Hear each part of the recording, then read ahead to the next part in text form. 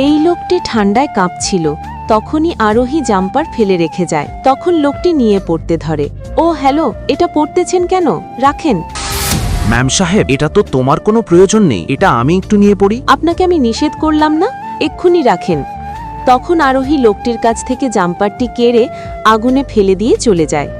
এটা দেখে লোকটি অনেক কষ্ট পায়। আরোহী, তুমি আমার জ্যাকেট নিয়ে কই যাচ্ছ?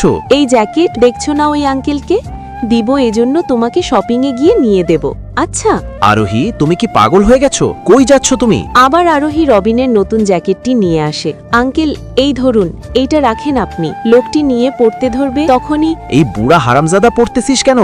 আরোহী, তুমি কি পাগল হয়ে গেছো? এই জ্যাকেটের দাম 15,000 টাকা, তুমি এই বুড়াকে দিচ্ছ? রবিন, আমি তোমাকে জ্যাকেট কিনে দিব। লোকটিকে এটা দিয়ে দাও প্লিজ। লোকটি অনেক ঠান্ডায় কষ্ট পাচ্ছে। আমি আমার জ্যাকেট দিতে পারবো না। তোমার যা ইচ্ছা তুমি করো। এটা তুমি কি করলে রবিন? ঠিক করেছি আমি। তুমি কি পাগল হয়েছো? আমি ভিখারিকে জ্যাকেট দেব?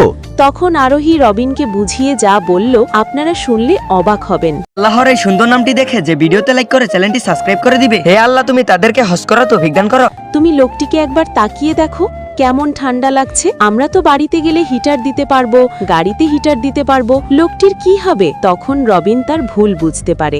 এরপর আরোহীকে তার জ্যাকেট এবং তার সাথে কিছু টাকা লোকটিকে দিতে বলে। তখন আরোহী দিতে গিয়ে লোকটি কি বলল, পরবর্তী ভিডিওটি দেখার জন্য চ্যানেলটি সাবস্ক্রাইব করে কমেন্ট বক্সে পার্ট 2 লিখে দাও।